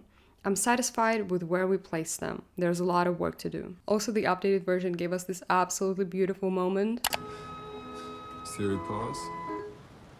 Like, look at this man and his mental health support little wooden plank. What are you doing, girl? Get up! Another aspect that, at least to me, makes a big difference is the fact that Louis actually comes to terms with his vampire nature at the end of season 2. Hear this now, and hear it plain. I own the night. As he says in the book when asked to turn Madeline, I don't see our life as powers and gifts. I see it as a curse. I haven't the courage to die, but to make another vampire, to bring the suffering on another, and to condemn to death all those men and women whom that vampire must subsequently kill. After Claudia's death, he stops cherishing his humanity too. Now the human heart meant nothing. I did not denigrate it. I simply forgot it. The magnificent paintings of the Louvre were not for me intimately connected with the hands that had painted them. They were cut loose and dead, like children turned to stone. So, towards the end of the story, both the book and the 1984 movie version of Louis are very disillusioned with everything and very nihilistic. Louis sees the joy in neither vampirism nor humanity, as is also evident in the show's 70s flashbacks. In the show, current-day Louis, however, sets on a path of trying to find balance between these two seemingly opposing sides of himself, essentially accepting vampirism as a gift and his human heart as his strength. More to that, he starts rediscovering himself as a person, which is evident not only from the fact that he displays Paul's portrait and Claudia's dress, but the way he dresses too. While I was rewatching the show and taking notes for this video, the note in the moment where we see Louis back in Dubai just says, "No more depression hoodies, let's go." Here's how Jacob Anderson describes the final speech Louis delivers. "I was concerned this final moment for Louis was going to be about violence, like an invitation. I wanted it to be about peace and a collection of himself. He has found some kind of quiet in himself. That's why he could tune into those voices. I wanted it to feel like an inhale and an exhale for Louis. I feel content with where he is. It felt like closing of a chapter. This is the end of what began in 1910 and a really satisfying place to leave him now. If you were to never see Louis again, I feel really proud of him." Finally, we also get to see Daniel publish his book and actually become a vampire. This is yet another deviation from the original journalist's story. Since in the books, Armand actually turns Daniel Malloy into a vampire on their way to Lestat show in San Francisco in 1985. And the show version of the journalist only becomes a vampire after exposing Armand's lies when, he's already a peepaw with Parkinson's. By the way, on the topic of peepaws, hear me out. We need to see Daniel Malloy and John Kramer queen out. Like, I need that. Because they are the two peepaws of movie and television, actually. Roland Jones describes the creator's approach the following way. Will we see that moment of turning? No, but Armand finally made a vampire and clearly made him out of spite. It looks like it was really not a great moment between him and Daniel, but that connects those two characters. They will have scenes going forward, obviously. As wonderful as the book's world building is, and the entrance of characters and the variety of vampires in her stories, forward action is not the strength of them, necessarily. And that's great, because we can work with that. We know that in the books, Armand eventually turns Daniel Malloy. We changed the timeline, but this honors the book and still leaves the fans asking, what are they gonna do? How is that gonna work? Asad Zaman, on the contrary, points out that, in his opinion, Armand's decision to turn Daniel into a vampire was not reactionary in its nature. I would love to know that window of time. Maybe, I don't know, it could be another bottle episode, where we just see how Armand gets from that moment at the end of season 2 to the moment where he decides to turn Daniel.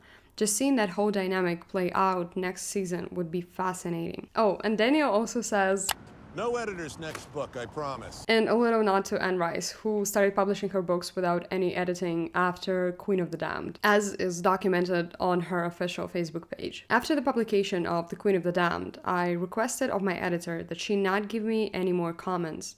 I resolved to hand in the manuscripts when they were finished, and asked that she accept them as they were. This, then, concludes the season 2 discussion, but evidently it is not the end of the video. Why is that? Well, because we have a lot to unpack and a lot of unanswered questions to discuss in preparation for season 3. Roll the tape!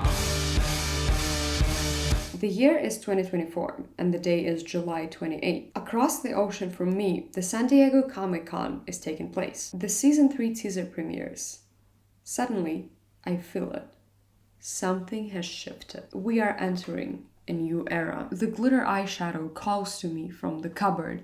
Leather pants seemingly fly out of the closet. My phone screen starts flashing with ads of fishnets and feather boas. The second book of the Vampire Chronicles starts levitating off the bookshelf. The vampire Lestat has arrived. This is so euphoria! Where's the Molly? While everyone was trying to process whatever the fuck happened in the last episodes of season 2, the network's social media accounts posted an announcement that read, in season 3, resentful of the perfunctory portrayal in the trashy bestseller Interview with the Vampire Lestat sets his story straight in a way only the vampire Lestat can, by starting a band and going on tour. Gabriel, Nicolas, Magnus, Marius, those who must be kept. They join Louis, Armand, Malloy, Sam, Raglan, Farid, and others we can't tell you about yet on a sexy pilgrimage across space, time, and trauma. No auto-tuning, no trigger warnings. All feels amplified. So with that, combined with the teaser, we not only get a confirmation of the fact that season 3 is going to be following the blonde Frenchie, but also a sneak peek that tells us a lot about the upcoming chaos. As Roland Jones puts it, the big difference moving forward is Lestat will be front and center telling the story. So it should feel like the show has been taken hostage by Lestat. It's not going to feel like two old guys in a room trying to figure out what brought them together. It is going to be over the shoulder of Lestat de Liancourt, of whom you have probably seen about an 80% accurate version of who he is on Fire and Reckless, so it should be fun and dangerous. The teaser shows us that the season will most likely, if not certainly, be a mockumentary that takes place after Daniel publishes the book based on the interviews we saw in season 1 and 2. Generally following the tonal and narrative shift that occurred between Interview with the Vampire and The Vampire Lestat. Because, you know, this one ends with Life is Pain, and this one, in turn, starts with Hi, I'm a vampire, and I'm actually really fucking hot. Obviously, we're going to be going back and forth in time a little bit, but I think that narrative should probably be Lestat after the publication of the book going, wait, huh? No. No one is taken for me anymore. Also, the clapperboard that appears for like half a second has Daniel Malloy, our beloved unhinged vampire Peepaw, listed as director. And actually, him interviewing Lestat was foreshadowed quite bluntly in episode 3 of season 2. I mean, he literally says, I really gotta meet this guy, after Armand recounts the story of the Paris Coven in the 19th century. So we do get to keep the rockstar Lestat storyline, but it is going to be taking place in 2020s rather than in 1980s, like in the book. And through the interviews given by people who work on the show, we actually get a glimpse of the direction that the visuals and music are going to be headed. We're going to do a lot with that and are excited about potentially working with Daniel Hart, who's done the music for the first 2 seasons. We're going to try to beat Hedwig and the Angry Inch and Rocky Horror. We're about to try to make a little pop masterpiece. Among the aforementioned masterpieces of high camp queer media, David Bowie is actually listed as one of the major musical inspirations. And as I've mentioned before, we actually see possible Hedwig and the Angry Inch inspo/reference in the trial episode, with the troupe displaying a similar style of projections over Lestat's testimonies. Here's how Sam Reed, the show's Lestat, describes his preparation for the new era. Well, so that brings me to you, Sam. How are you preparing for this epic rock star journey that you're about to go on? Drugs. I'm taking a lot of drugs, and you know, they're flying me around in a private plane. Alongside the teaser, the full version of The Vampire Lestat's debut single was released, and I got exactly one thing to say to people who did not like it. You are no fun and do not understand camp. It's great, it's absurd, it's filled with random vocalizations, and it's in complete opposition to the tone of the previous 2 seasons. Also, I now use the phrase, here come the gays, on a daily basis. The teaser is also responsible for probably the funniest internet beef I have observed in the last 5 to 10 years. Namely the fact that a Taylor Swift fan made the following tweet in reply to someone posting pictures of the, fictional vampire and the actual singer alongside each other. Thought the quotes would be telling whoever this hideous loser man is to stay away from Princess. But nope. Of course, they're all deranged, male-obsessed lunatics trying to pretend whoever this is can be in the same frame as her. This then turned into both sides playing into the whole fan wars thing. You're laughing. Lestat de Liancourt is being cancelled by Swifties, and you're laughing. There's yet another incident I feel like I should mention. Specifically, the fact that Autumn Brown gave Sam Reed a crisis of hair color during an interview. Next question. You are not a natural blonde. Have you found that blondes do have more fun? I'm not a natural blonde. What am I? I guess I'm more like a strawberry blonde. Yeah. But yeah. Well, fuck. I think I've always sort of assumed myself to be blonde. dirty blonde. Oh my, have I created a crisis here of self? And you best believe that man showed up at the San Diego Comic-Con with freshly done highlights. Seriously, I cannot believe Autumn Brown just like randomly gave that man blonde dysphoria. So let's go through unanswered questions and open roads that will most likely, or hopefully, be addressed in season 3. First, there is a little nugget that comes from the teaser itself. If you look at the hand holding the clapperboard, you will see that it has Armand told the truth written or tattooed on it. But what exactly is that referring to? The Paris Coven story? Who directed the trial? The fact that he could not prevent it? Or maybe it's just one of his ploys.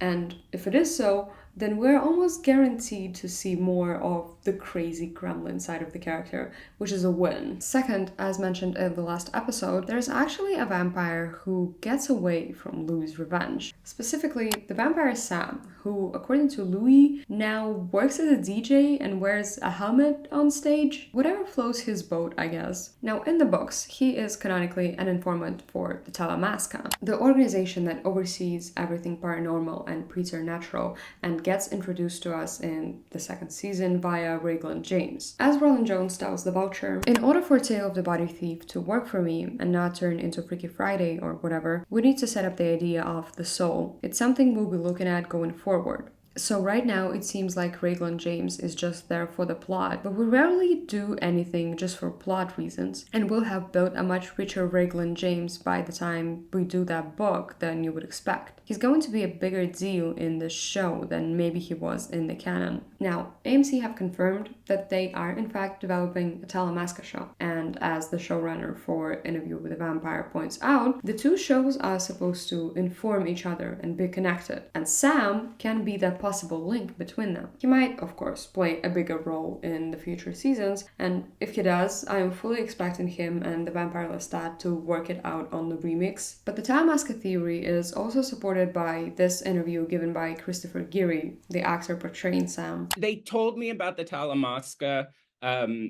aspect, but very briefly and early in shooting, like I think right before we started, like just when I had gotten into Prague. And then, you know, there was a lot to do. So eventually that information came back and became, you know, with Levin and Emma, it was about seeing if we wanted to give any winks or if not. Third, since Armand stopped pretending to be a servant named Rashid at the end of season 1, and we got to see the real Rashid in season 2, he's the best character, by the way, it is only logical to pose a question as to what that whole fucking thing was actually about. Like, Armand, dude, why are you playing dress up in front of this human journalist at your grown age of over 500 years? And also, why did Louis even decide to give a second interview? Because in the books, is due to his mental health being at an all-time low and his desire to get back at the institutions and laws upheld by other vampires, you know, the ones that killed his daughter. But what does it bring him in the updated timeline? We can obviously only hope it gets addressed, but I am still so confused by the whole Rashid thing. Let me jump in and correct myself. So Jacob Anderson actually talked about this in a TV Insider interview, and specifically he said he has this real connection with Daniel. He brings him back because he needs help. He's not quite sure what it is, but he has just this little thing in the back of his mind telling him, this isn't right, something's wrong here. So while it is not outright stated in the show, the reason for the second interview is kind of confirmed. Louis felt something was off and then used Daniel and his investigative skills as like a lifeline to get out of the situation. Fourth, now that Claudia is canonically dead and both the audience and the cast miss her, is there a possibility we will see her again in the future? Well, a lot of the interviews that I have read or watched in preparation for this video indicate that the answer might be a yes after all, but not in human or vampire form, as confirmed by Roland Jones. We all know Claudia is dead now. Was there ever a version where she lived? No. Anne wrote that book out of the mourning of losing a child. The changes that we made for the plot were really thought out and battled out and then aggressively pursued once we did it. We're always trying to, first and foremost, honor the spirit of what was going on in the novel. So no, Claudia was never gonna live. It was mostly a battle about how to most beautifully or most hauntingly or most painfully, however you want to say, give a death worthy of the character. Claudia will probably be haunting the show for a little bit. Sam Reed and Delaney Haley's share a similar sentiment in various interviews, saying that they hope that Dream Dia will terrorize Lestat for forever. I really hope, should we continue, that she haunts him, because I just love Delaney so much. Secretly, I hope that he never gets over it so that he's continually haunted by Claudia for the rest of his life. Delaney, will we see Claudia haunt Louis in the same way that Lestat did? I have no idea. She is dead, so that's where we left off. I hope so, though. In his memories, at least. Also, since we're talking about Claudia, will we ever learn what was in those pages that were removed from her diaries? Will they provide additional context to the events of the first 2 seasons? Fifth, what about the Devil's Minion storyline? I'm guessing you haven't heard from my maker. No. Fucking asshole. And also, what about the theory that Alice, Daniel Malloy's first wife, is actually Armand, who then tampered with the reporter's memory once more? There has been a confirmation that we will probably see the events of the fan favorite chapter unfold in season 3. The next season is going to dive into the Devil's Minion storyline. Who's feeding you this? This was on the internet! Oh, the internet. Well, those people. Actually, I believe they said it was you. Oh, did it? What? No, not you. Yeah, I think everybody's asking for this one very aggressive chapter in the 3rd book of this thing, and we're giving them seasons and seasons and seasons of Devil's Minion. It's coming. It's happening. Don't worry about it. All good. And the crew overall seems to be very thrilled to tackle the topic. However, no concrete information has been revealed yet. As resident freakatron Asad Zaman puts it, I think there's a number of ways that we can explore it. This season was meant to tell a different story. We have very much focused on telling Louis' story and finishing this chapter of Interview with the Vampire, but that doesn't mean that we haven't sprinkled in elements that we do want to explore later on. There's bits of the Vampire Lestat, there's bits of Devil's Minion, there's bits of Queen of the Damned and Talamasca stuff that we are hopefully very much going to explore. And I have always said I am more than willing to go down the Devil's Minion route with Eric or Luke or both. It might be a nice parallel alternate reality version to do a 3-way. Eric Bogosian, who portrays the current day version of Daniel Malloy, echoes the sentiment. I become, under his spell in later stories, and there's a whole relationship that goes on between us. I'm not entirely clear at this point how that's going to shake out, or if it's going to shake out. I didn't necessarily want to go waltzing into something where they were making me do anything weird or awkward or embarrassing to no particular end. I've done nudity and stuff a long time ago, and at 71, I'm not really big on getting naked and sexy on screen. However, having been around the genius of Roland Jones for 2 years, whatever he wants to do, I'll do it. When you're around a master like that, it becomes a process of discovery. I'm not drinking this because it tastes nice. This is literally like raspberry syrup / concentrate. I'm drinking this because it gives me a little kick to the brain and it's 1 a.m.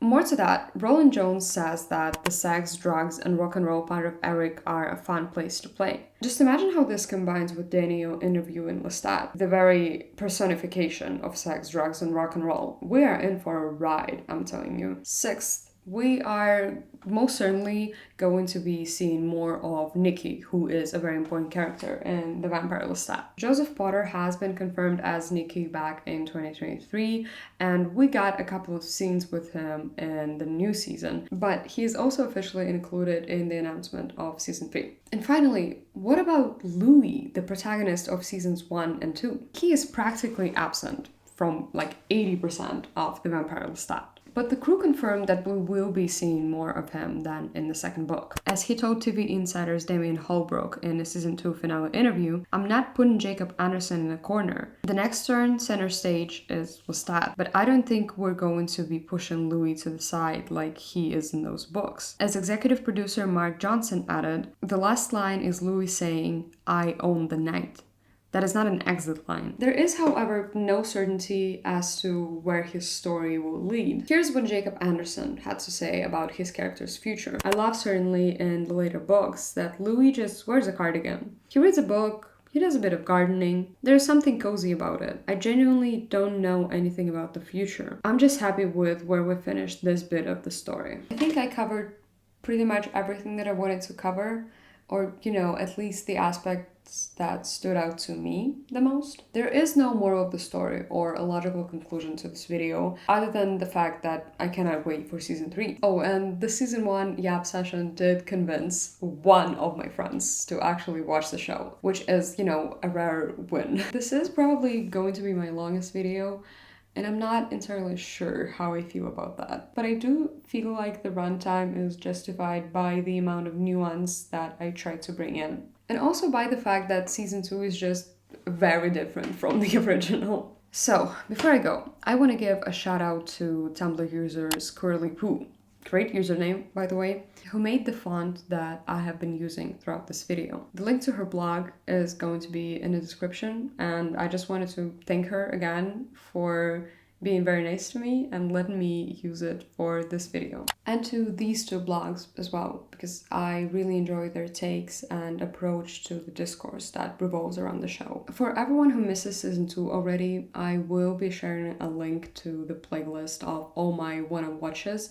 that I have compiled for after I finish this Yap Fest, since, you know, I normally try to avoid consuming too much YouTube content before making my own Yap Fest about the same topic, out of fear of accidentally stealing someone's swag and thinking it's my own. So, you know, I'm always the guy that's still at the party even though it ended like an hour ago. And I honestly do not care. I'm also pretty sure that everyone who watches me already knows about Maven of the Eventide, but if you somehow do not, I strongly recommend her video series about Interview with a Vampire and its new adaptation. And she's also like the OG vampire expert on YouTube. So yeah, all the links are going to be in the description, and if you made it this far, drop the word strawberry into your comment in order to confuse the people that did not. Bye!